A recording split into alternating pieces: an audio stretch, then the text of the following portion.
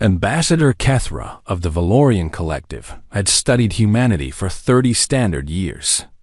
She had read every report, analyzed every battle record, and interviewed dozens of species who had encountered human soldiers. None of it prepared her for the file she now held in her four-fingered hands. The transport ship hummed quietly as it carried her toward Station Prometheus, humanity's largest military outpost in Coalition space. Through the viewport, the station grew larger with each passing minute. It was not an elegant structure. Human architecture never was. It was brutal, functional, and covered with weapon emplacements that tracked her ship with cold precision. Kethra's compound eyes scanned the data tablet again. The numbers refused to make sense. The siege of Morrow's Gate. She had heard whispers of it for years. Now she had the official coalition report, obtained through considerable diplomatic pressure. 400 human soldiers against 3,000 Dreth raiders. The Dreth were predators by evolution and warriors by culture. They stood 8 feet tall, possessed natural armor plating, and could tear through steel with their bare claws. They had never lost a ground engagement against any species. The siege lasted 19 days. On day 19, the surviving Dreth forces retreated. They left behind 2,000 dead. The humans lost 112 soldiers. The remaining 288 walked out of that colony on their own feet, carrying their wounded and their dead with equal reverence. Kethra set down the tablet and clicked her mandibles in frustration. The mathematics were impossible. The Dreth had every advantage. Numbers, strength, natural weapons, and the element of surprise. The humans had nothing but their training and their primitive projectile weapons. And yet, they won. Her aide, a younger Valorian named Suthkar, leaned forward from his seat. "Ambassador, you have read that file 17 times since we departed." "Because it makes no sense," Kethra replied. "I have modeled this battle through our best tactical computers. In every simulation, the humans lose. They should have been overrun within 3 days. Perhaps the reports are exaggerated. The reports come from Dreth survivors. If anything, they would exaggerate their own performance, not the enemy's." Kethra stood and moved to the viewport. The Dreth commander who led that assault was named Vorith the Unbroken. "Do you know what he calls himself now?" Suthkar shook his head. "Vorith the Humbled. He has not led troops in battle since. He tells anyone who will listen that humans are not soldiers. He says they are something else. Something worse." The station filled the entire viewport now. Kethra could see human ships moving in precise formations around it. Destroyers, carriers, and countless smaller vessels. A fleet that could reduce her homeworld to ash if properly motivated. The Valorian Collective had joined the coalition specifically because of humanity, not because they trusted humans, because they feared what would happen if they ever became enemies. Alliance was the safer path. Her mission here was simple on the surface. She was to negotiate expanded human involvement in coalition peacekeeping operations. The coalition needed human soldiers to stabilize border regions where other species had failed. But her true purpose was different. The collective needed to understand what made human soldiers so effective. They needed to find the variable their computers kept missing. The docking procedure was smooth and professional. Human efficiency, as always. A greeting party waited for her in the arrival bay. 3 humans in formal military uniforms and 2 aliens who served as diplomatic liaisons. The lead human stepped forward. He was older, with gray hair and a face marked by scars. His uniform bore many symbols that Kethra had learned to recognize as marks of rank and achievement. He was called General Harrison, and he commanded all human forces in this sector. "Ambassador Kethra," he said, extending his hand in the human greeting gesture. "Welcome to Station Prometheus. We're honored by your visit." Kethra had practiced this ritual. She reached out and clasped his hand briefly. His grip was firm but controlled. Everything about him spoke of contained power. "General Harrison, the honor is mine. I have heard much about this station and its soldiers. All good things, I hope." "Impressive things," Kethra corrected. "Which is why I am here. The collective wishes to understand our allies better, to strengthen our cooperation." Harrison nodded slowly. His eyes were sharp, and Kethra suspected he understood her true purpose perfectly well. Humans were not foolish. They knew other species studied them. "We're happy to show you whatever you'd like to see," Harrison said. "Within reasonable security limits, of course. Of course." They walked through the station's corridors. Kethra observed everything. Human soldiers moved past them constantly.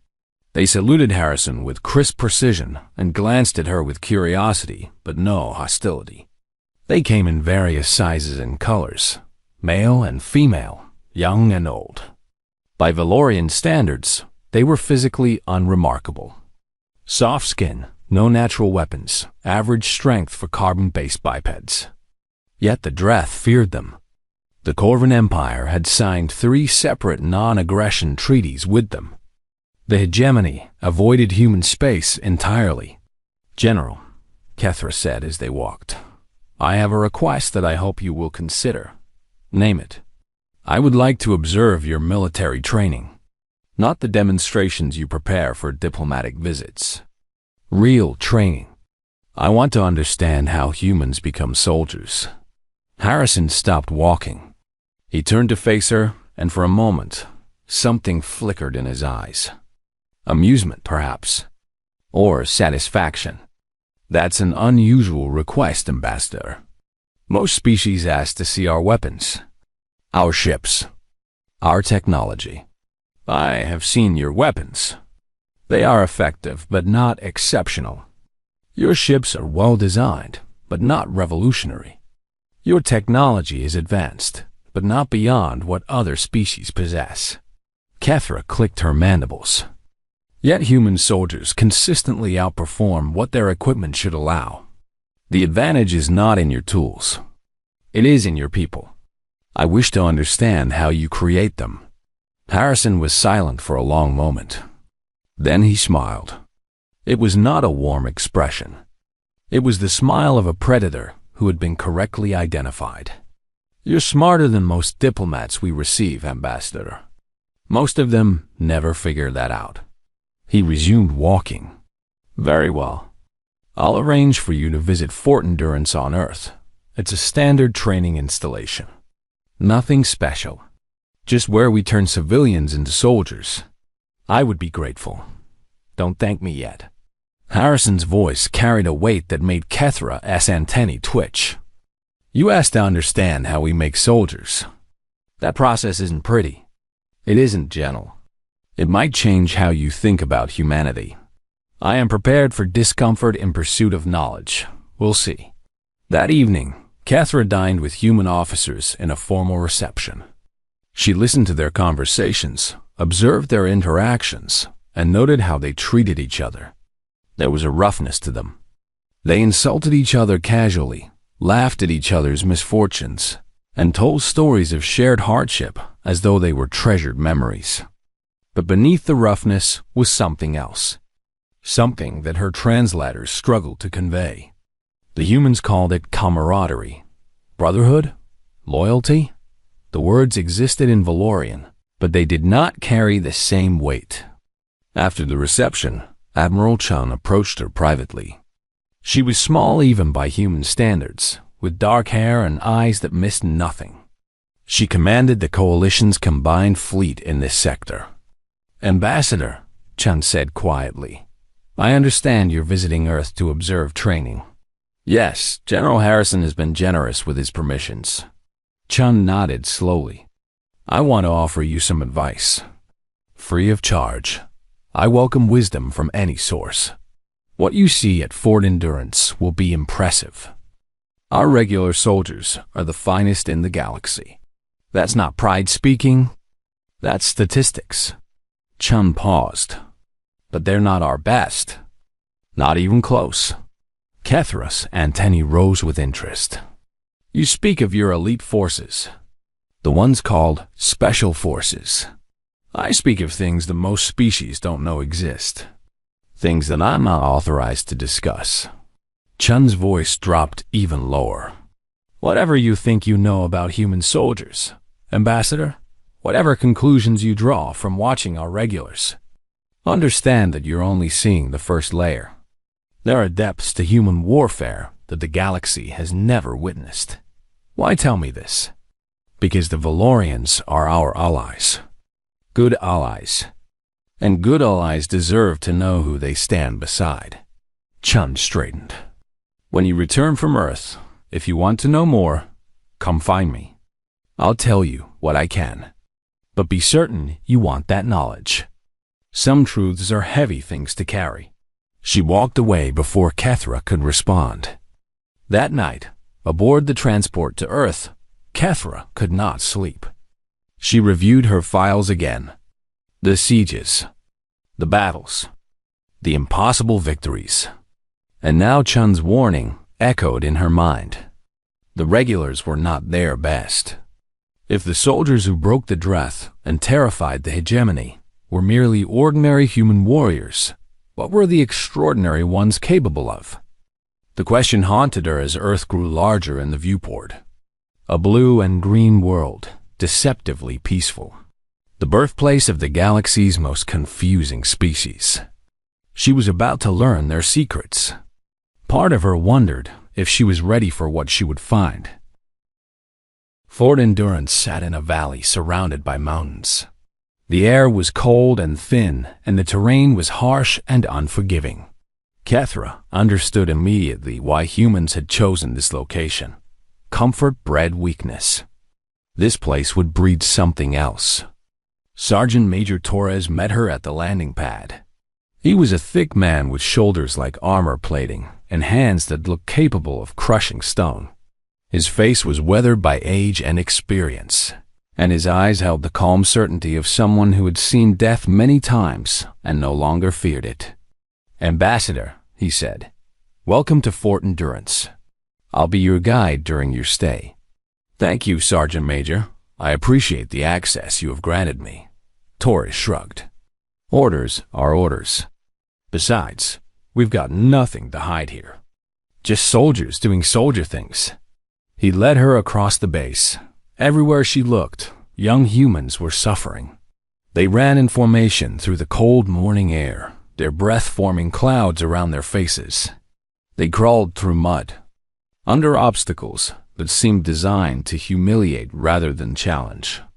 They carried heavy loads up steep hills until their legs gave out, and then they carried them further.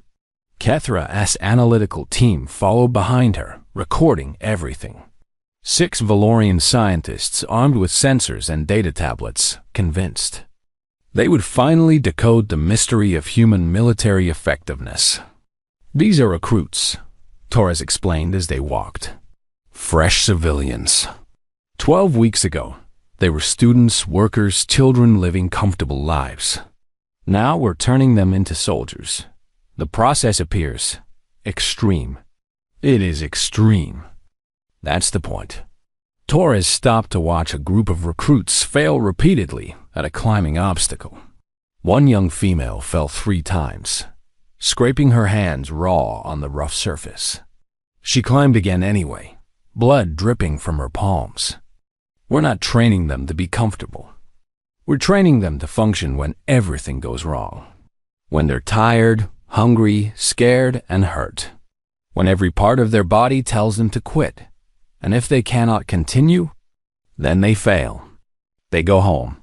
No shame in it. This life isn't for everyone. Torres resumed walking. But the ones who stay, the ones who push through when their bodies and minds scream at them to stop, those are the ones who become soldiers. They entered a training facility where recruits practiced close combat. Kethra watched 2 humans fight with controlled ferocity. Their movements were efficient and brutal. No wasted motion. Every strike designed to incapacitate or kill.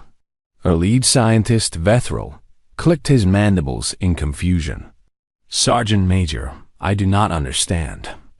Human physiology is unremarkable by galactic standards. Your strength, speed, and durability are average at best. Yet these recruits are training techniques that would be effective against species far more powerful than themselves. Torres smiled. It was not a kind expression. You're right. One-on-one, a human can't outfight a Dreth or a Corvan. We don't have claws or armor or superior reflexes. He pointed at the fighting recruits. But we don't fight fair. We don't fight alone. And we don't stop fighting until the enemy is dead or we are. That is not a tactical advantage. That is merely stubbornness. You say that like there's a difference. They observed marksmanship training next. The humans practiced with their projectile weapons, firing at targets with mechanical precision. Kethra noted their accuracy rates. They were impressive, but not superhuman. A Valorian marksman could achieve similar results with proper training, but then Torres changed the exercise. The lights went out. Loud noises erupted from speakers. Smoke filled the range. The targets began to move unpredictably, and the recruits were ordered to run a full sprint before shooting. Their accuracy dropped, but not as much as Kethra expected. Under conditions that would paralyze most species, the humans continued to perform. Worse conditions meant worse performance, certainly, but they still performed. This is what we train for, Torres said over the chaos. Perfect conditions don't exist in combat. Everything goes wrong. Always. We train our soldiers to accept that. To function in chaos. To find order in disorder. That evening, Kethra sat with Torres in the base's dining facility. Around them, recruits ate their meals in exhausted silence. They looked broken, defeated. But they would return to training tomorrow, and the day after, and the day after that. The ones who remained would emerge transformed. Sergeant Major, Kethra said, I have a question that may seem strange. Ask. Your soldiers fight with remarkable cohesion. Small units operate as single organisms. They anticipate each other without communication. This is unusual among species. How do you achieve this? Torres set down his eating utensil and considered the question. You want to know about unit cohesion. Brotherhood. The thing your computers can't model. Yes, it's simple and complicated at the same time. Torres leaned back. When you suffer with someone, you bond with them. When you bleed with someone, they become family. When you survive something terrible together, that connection never breaks. He gestured at the recruits around them. These kids are being broken down and rebuilt together. They're learning that they can trust the person beside them with their lives, not because of orders or duty, because they've proven it through shared pain. Pain creates loyalty? Shared pain creates loyalty. There's a difference. Torres's eyes grew distant. I've served with men and women who would die for me without hesitation, and I'd do the same for them. Not because the military tells us to, because we've been through hell together, and that creates something that doesn't break. Kethra processed this. The Valorian military was efficient and well-trained. Their soldiers fought because it was their function. But this was something else entirely. This was emotional connection weaponized. The Dreth at Morrow's Gate, she said slowly. They did not understand this. They saw 400 individuals. They did not see 400 soldiers who would die before abandoning each other. Exactly. Torres nodded with approval. The Dreth fought as individuals. Even in groups, they were competing with each other, each one trying to prove their own worth. He smiled grimly. Our soldiers at Morrow's Gate fought as one unit, one family. When the Dreth killed one of ours, they didn't weaken us. They made every survivor fight harder. They gave us reasons to never stop. This is why your soldiers refuse to surrender. We do surrender sometimes, when there's no point in dying. We're not stupid. Torres finished his meal. But when there's something worth fighting for, when our brothers and sisters need us to hold the line, we hold it. Simple as that. The next day, Kethra observed night training exercises. The recruits operated in darkness, navigating terrain by memory and minimal light.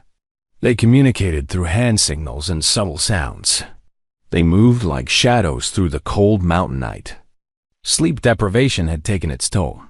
Many recruits stumbled. Some fell, but they helped each other up and continued. Kethra watched a young male collapse from exhaustion. Two of his fellow recruits immediately grabbed him, distributed his equipment between themselves, and half-carried him forward. No one ordered them to do this. No one needed to. She understood now. She understood why her computers could not model human effectiveness. They were missing the variable that could not be quantified. The willingness to suffer for each other.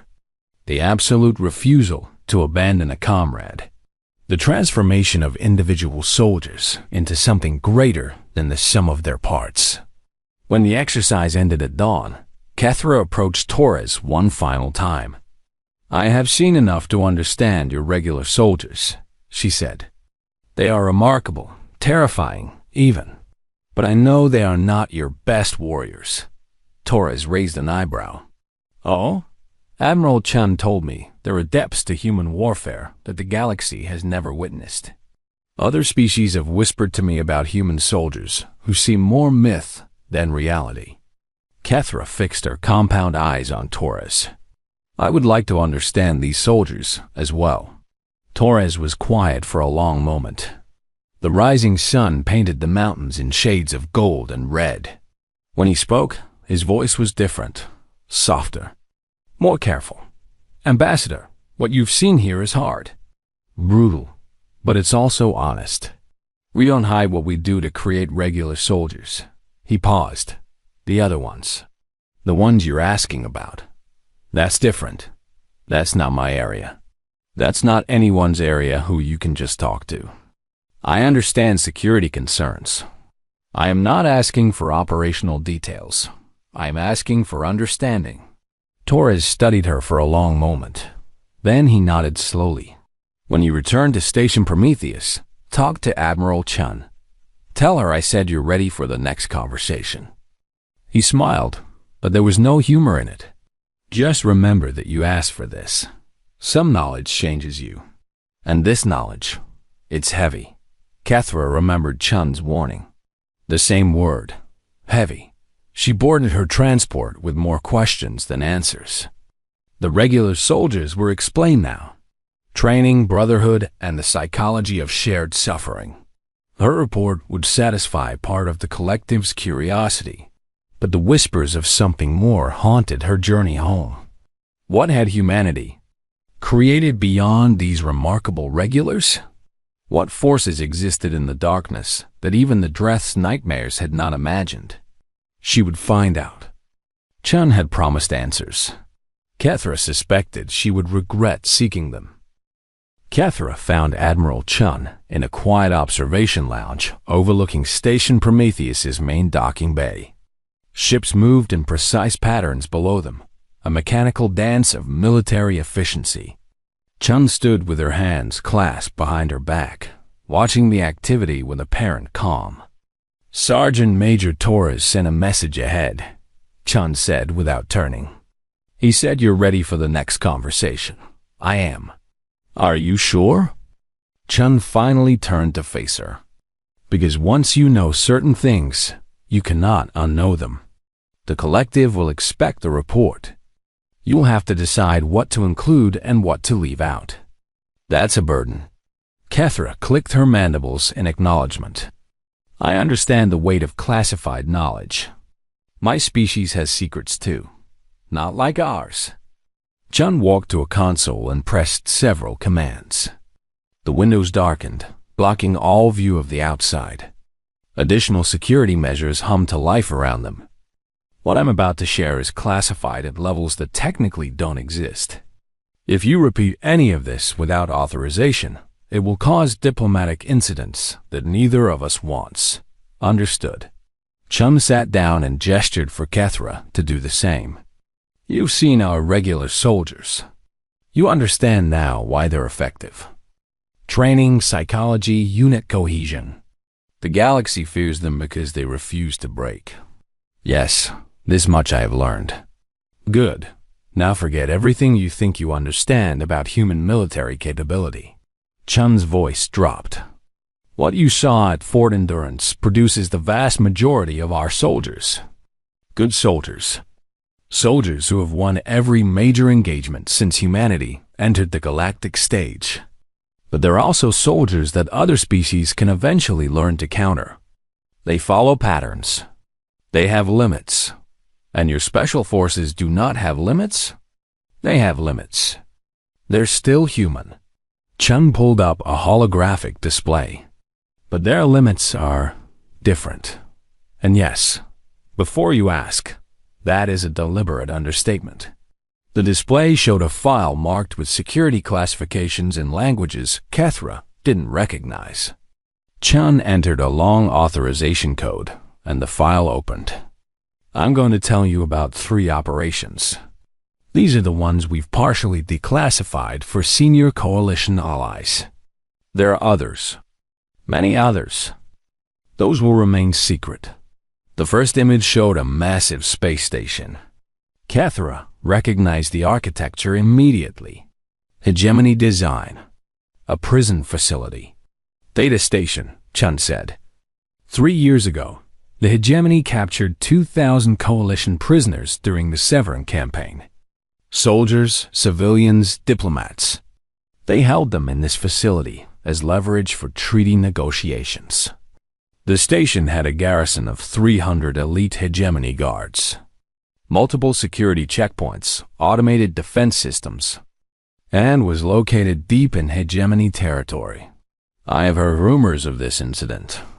The rumors are wrong. Whatever you heard is wrong. Chun zoomed in on the station schematics. We sent 12 operators. 1 team. 12 humans against 300 guards on a fortified station in enemy space. Kethra's antennae trembled. That is not possible. It happened. Chun's voice was flat. The team infiltrated the station without triggering any alarms. They neutralized the entire garrison. Every single guard.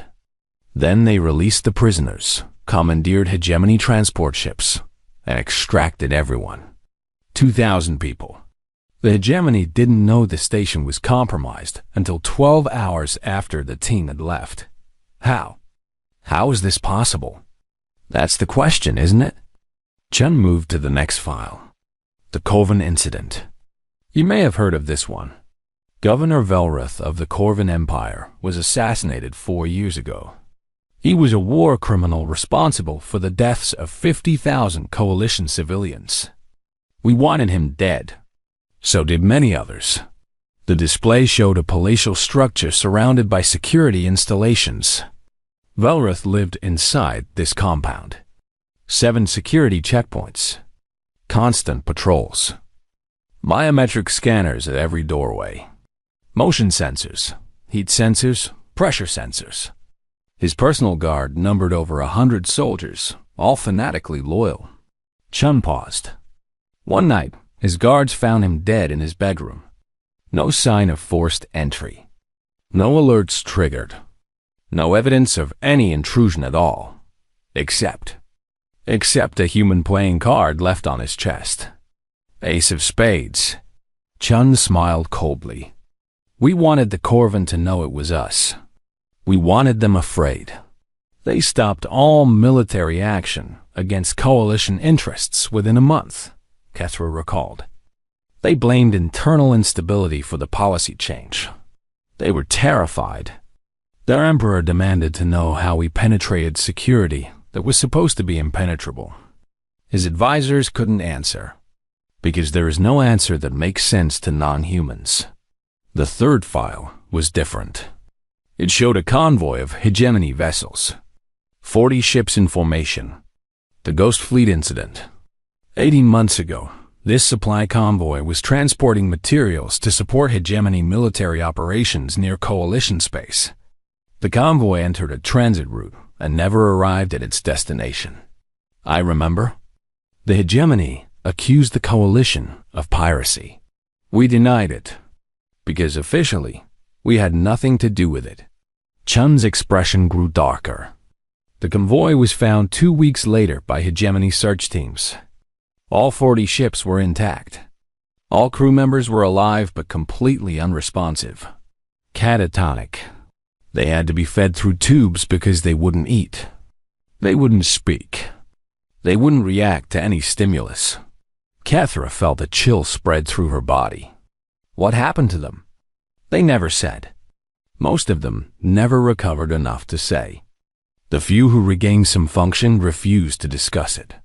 They would scream if questioned too intensely. Chun closed the file. Psychological analysts believe they experienced something so terrifying that their minds simply shut down rather than process it.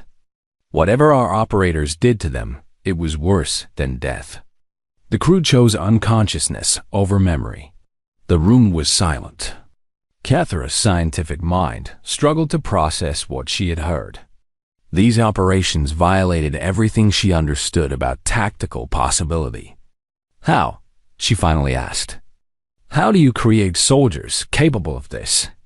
We take our best regular soldiers, the ones who have already proven themselves exceptional. Then we break them down further than we broke them the first time.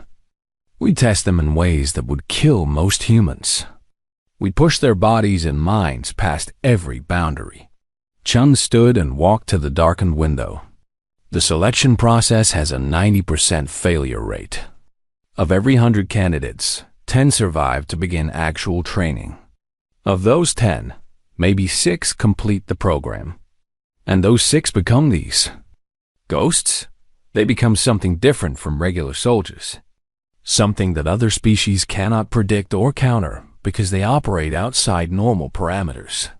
Chun turned back to face Kethra. They don't just fight better. They think differently. They perceive things others miss. They can function in conditions that would incapacitate anyone else. Sleep deprivation that would cause hallucinations in normal humans barely affects them. Pain that would stop a regular soldier doesn't slow them down. This sounds like genetic enhancement. Cybernetic modification. It isn't. That's what makes it terrifying to other species. Chun's voice carried a note of something like pride.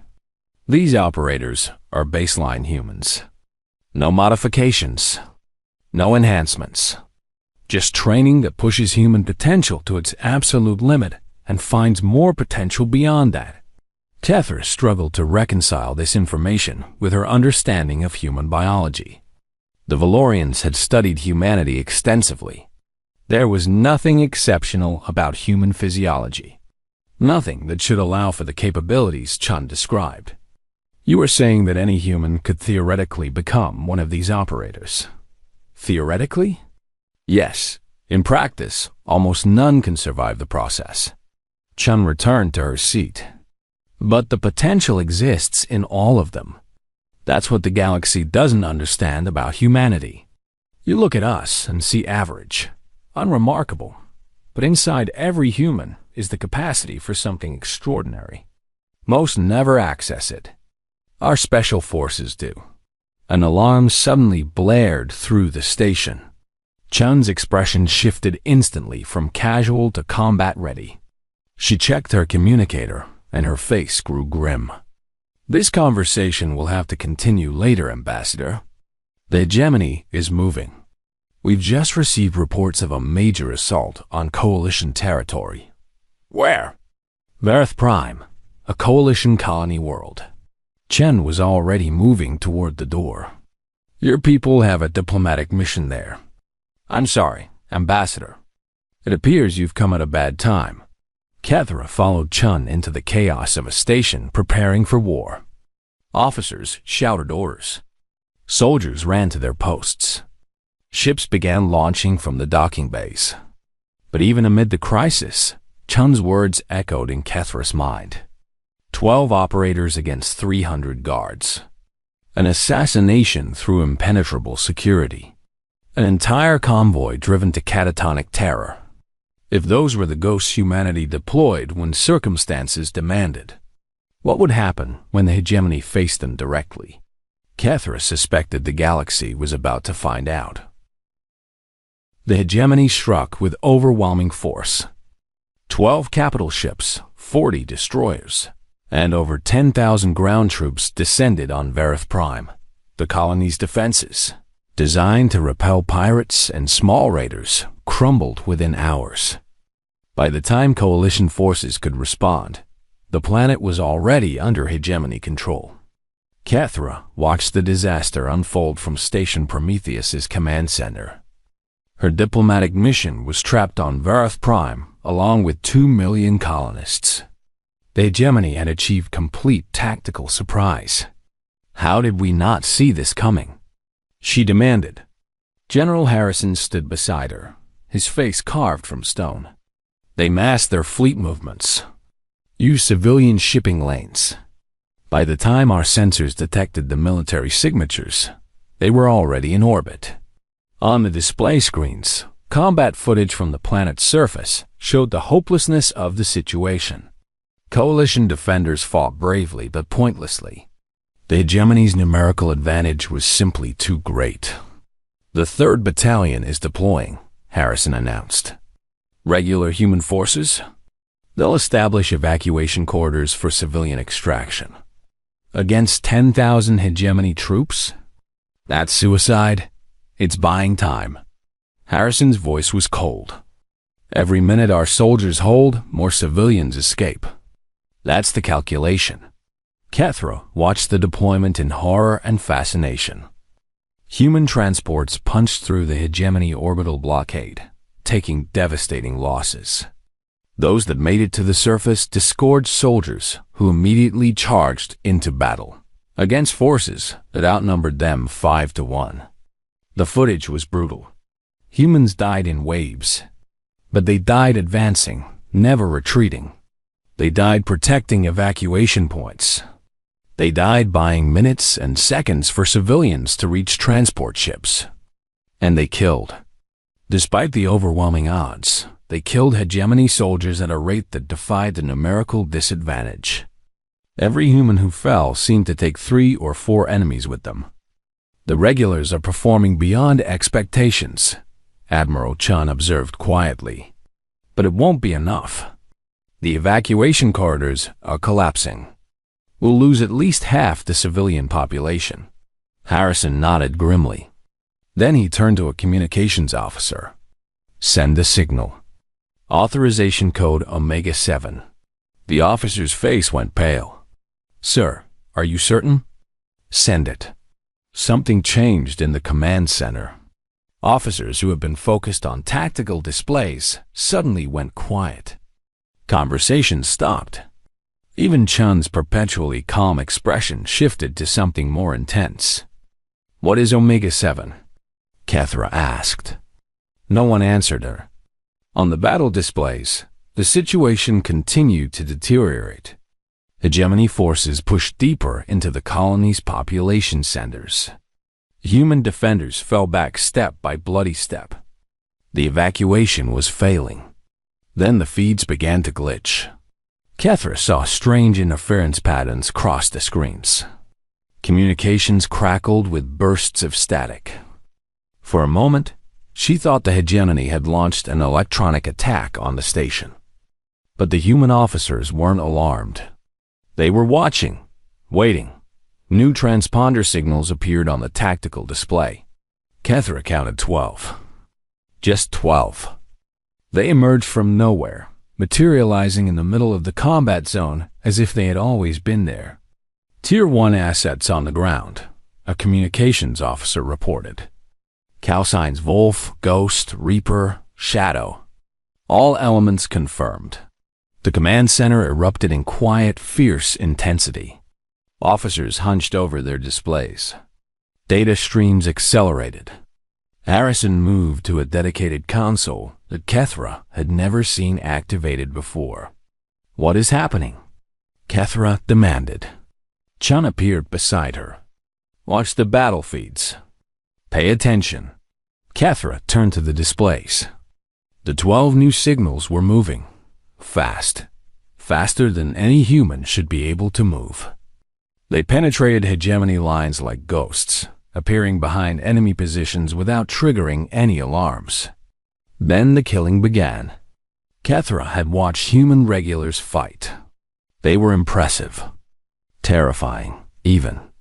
But this was something else entirely. This was death given human form. The operators moved through hegemony formations like wind through grass. One moment a squad of enemy soldiers stood in defensive position. The next moment they were corpses, and the operators were gone, already striking the next target. No wasted motion. No hesitation. No mercy. Hegemony command post is reporting confusion, a tactical officer announced. Their officers are dying. Forward units are losing coordination. On one feed, Kethra glimpsed an operator for just a fraction of a second. A figure in dark armor, moving faster than her eyes could track, closing with a hegemony soldier who didn't even have time to raise his weapon. The operator killed him with a single precise strike and vanished from frame before the body hit the ground. Supply depot neutralized, another officer reported. Enemy ammunition reserves are burning. Communications array destroyed. Hegemony forces are losing contact with their command structure. Enemy reinforcement column ambushed. All vehicles disabled. No survivors. The reports came faster and faster. 12 operators were systematically dismantling a 10,000-soldier invasion force. Not by fighting them directly. By destroying their ability to fight. Command posts. Supply lines. Communications. Leadership. The hegemony army wasn't being defeated. It was being rendered helpless. "This is impossible," Kethra whispered. 12 soldiers cannot do this. "You're right," Chun said quietly. 12 soldiers cannot. But they're not soldiers. They're something else. On the planet's surface, hegemony forces began to panic. Kethra watched their formations dissolve as soldiers realized their officers were dead. Their supplies were burning, and something was hunting them in the darkness. Species that had conquered dozens of worlds, warriors who had never known fear, were running from 12 humans. The evacuation corridors reopened. Coalition civilians flooded toward the transport ships. The regular human soldiers, who had been fighting desperately, now found themselves pushing against an enemy that no longer had the will to resist. 6 hours after the Omega-7 signal was sent, the hegemony commander broadcast a surrender. His voice was shaking. Kethra could hear raw terror in every word. "We yield. We yield to coalition forces. Call off your demons, please." Harrison picked up a communications device.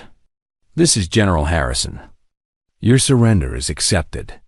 Order your troops to lay down weapons and assemble in designated areas. Any soldier who maintains aggressive posture will be treated as a combatant." The command center erupted in cheers. Officers embraced. Someone opened a bottle of something that smelled strongly of alcohol. But Kethra couldn't celebrate.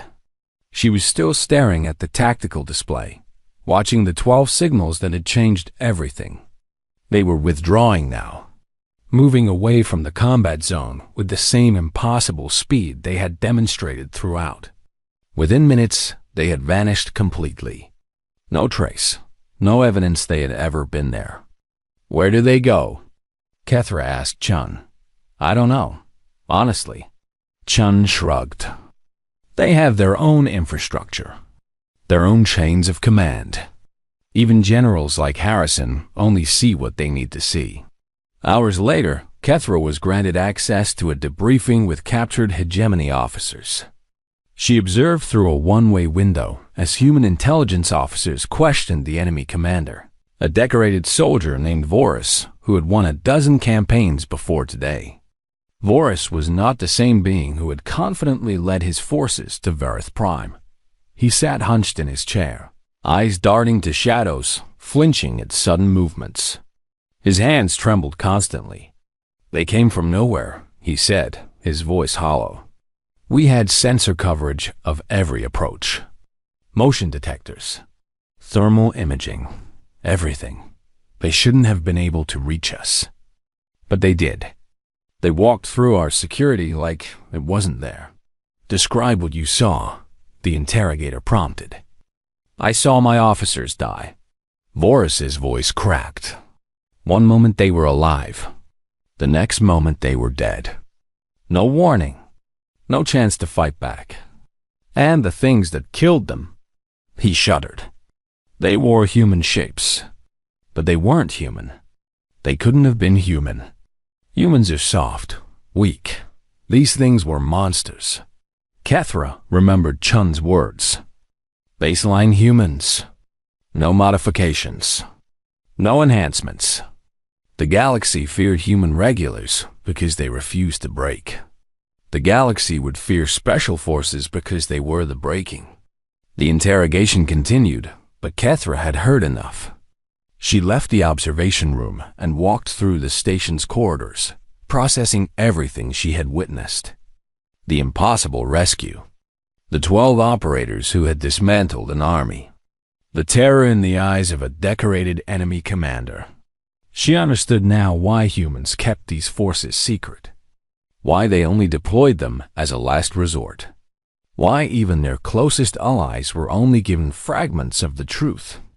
Because if the Galaxy knew what humanity was truly capable of, the fear might never end. And fear could lead to desperate actions. Preemptive strikes. Coalition fractures. Wars that humanity didn't want to fight. Better to let the regulars build the reputation. Better to let other species think they understood human military power. Better to keep the true depths hidden in shadow. Until circumstances demanded otherwise. Then the ghosts would emerge, and everything would change. 1 week after the Battle of Vareth Prime, the diplomatic mission resumed. Kethra sat across from General Harrison in a quiet conference room, the formal negotiations completed, the paperwork signed. Human forces would expand their peacekeeping role throughout coalition space. The Valorian Collective had gotten everything they came for. But Kethra had gotten something more valuable than any treaty. Understanding. Or at least the beginning of understanding. "Ambassador," Harrison said, setting aside the final documents, "you've been quieter than usual these past few days. Something on your mind?" Kethra considered her response carefully. "I have been writing my report to the Collective. They will want to know what I learned about human military effectiveness. And what will you tell them?" "The truth. Some of it?" Kethra clicked her mandibles. "I will explain about your training methods. Your philosophy of unit cohesion. The psychology that makes your regular soldiers refuse to break. But not everything. No, not everything." Kethra met Harrison's eyes. "What I witnessed during the battle, the capabilities I saw demonstrated. That knowledge is too dangerous to share freely, even among allies." Harrison nodded slowly. Something that might have been respect flickered across his weathered features. "That's wise. Most species who learn about our special forces want to share that intelligence as widely as possible. They think it will help them prepare. They are wrong. They are. Preparation requires understanding. And understanding requires context that can't be transmitted through reports."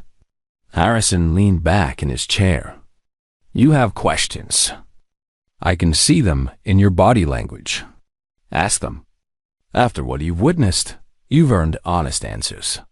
Kethra had thought carefully about what she wanted to know. One question had haunted her since the interrogation of the captured hegemony commander. "Your special forces are not enhanced. Not modified." Admiral Chun confirmed this. "They are baseline humans who have been trained beyond normal limits." Kethra paused. But what I saw on Verith Prime seemed to exceed what any biological creature should be capable of. How is this possible? Harrison was silent for a long moment. When he spoke, his voice was thoughtful. Do you know what makes humans unique in this galaxy, Ambassador? It's not our intelligence. Other species are smarter. It's not our technology. We're advanced but not exceptional. It's not our physical capabilities. We're thoroughly average. Then what? Adaptation. Harrison stood and walked to the window. Stars glittered in the endless darkness beyond. Humans evolved on a planet that was constantly trying to kill us. Ice ages, predators, diseases, natural disasters. Our ancestors survived by adapting. Not by becoming specialized, but by becoming versatile. By finding ways to overcome challenges that should have destroyed them. Many species have difficult origin worlds. True, but we took adaptation further than most. We developed a capacity to push past biological limits through sheer will. Athletes call it second wind. Soldiers call it battle focus. Psychologists have a dozen different terms for it. Harrison turned back to face her. Under extreme stress, humans can access reserves of strength, speed, and endurance that shouldn't exist. It's not supernatural. It's a survival mechanism buried deep in our biology. And your special forces have learned to access this mechanism at will? They've learned to live in it, to make it their normal state. Harrison returned to his seat. The training doesn't enhance them physically.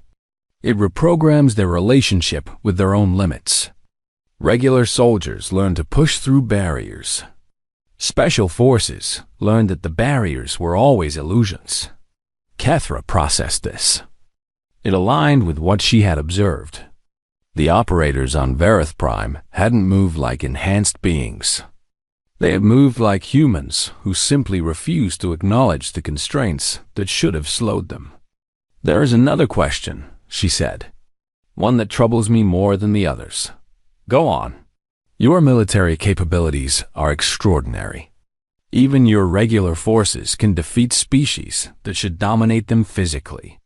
Your special forces can achieve the impossible. Kethra's antennae trembled. With this power, humanity could conquer the galaxy. You could dominate every species, control every resource, build an empire that would last millennia. Why haven't you? Harrison laughed. It was a genuine laugh, warm and surprised. You know, Ambassador, every species asks that question eventually. Usually with fear in their voices. They assume the answer is that we're planning it, that we're building toward domination. Are you? No. Harrison's laughter faded, replaced by something more serious. We build armies to protect what we love, not to take what others have.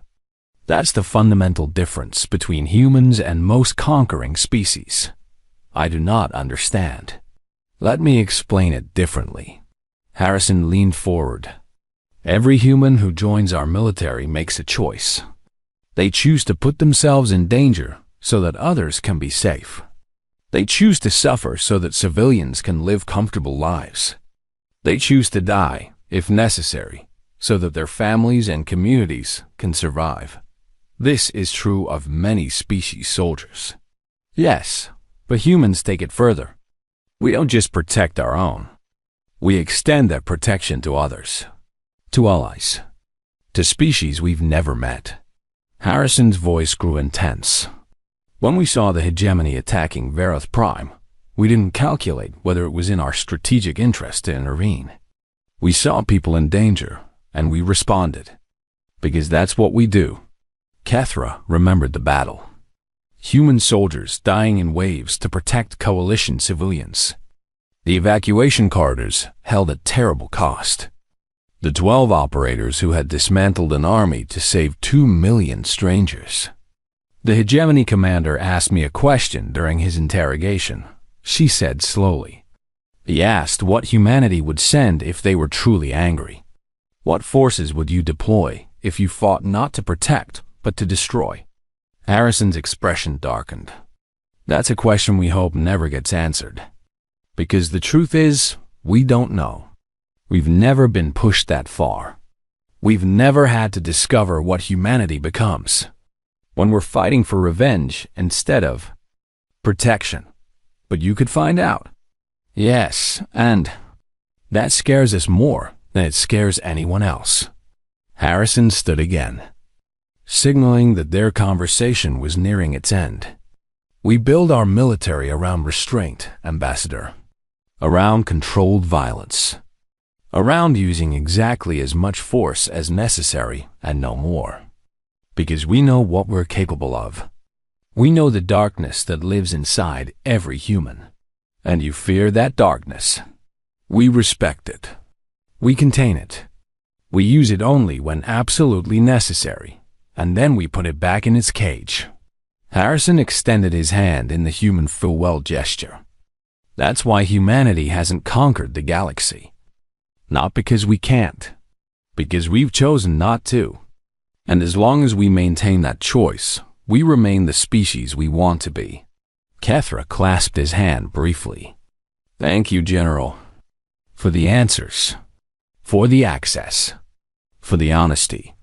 Thank you, Ambassador, for understanding why some things should remain secret.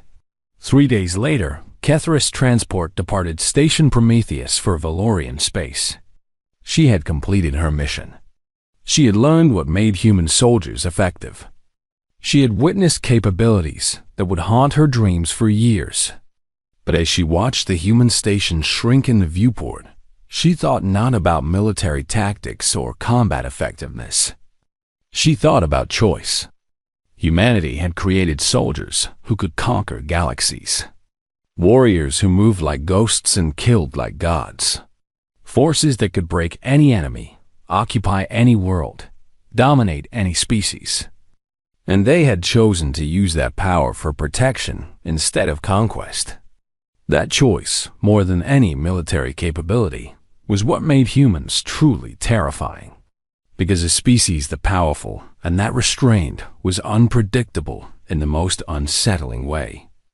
They could change their mind at any moment. They could unleash everything they held back. But they hadn't. Despite provocation, despite opportunity, despite the certainty that no one could stop them. Kethra's report to the collective was brief. She recommended strengthening the alliance with humanity at all costs. Not because humans were powerful, though they certainly were. Because they were disciplined enough to contain that power, wise enough to fear it, and moral enough to use it only in service of protection. A species like that was the most valuable ally imaginable, and the most dangerous enemy conceivable. The Valorians would ensure they remained allies. Meanwhile, somewhere in the darkness between stars, a team of 12 operators completed another mission that no one would ever know about. They moved through shadows, accomplished the impossible, and disappeared without trace. Then they went home to families who thought they had ordinary jobs. Humanity's ghosts returned to their lives. The galaxy slept a little safer. And the depths of human capability remained hidden, waiting for the next moment they were needed. Hoping that moment would never require them to show the galaxy what they truly could become.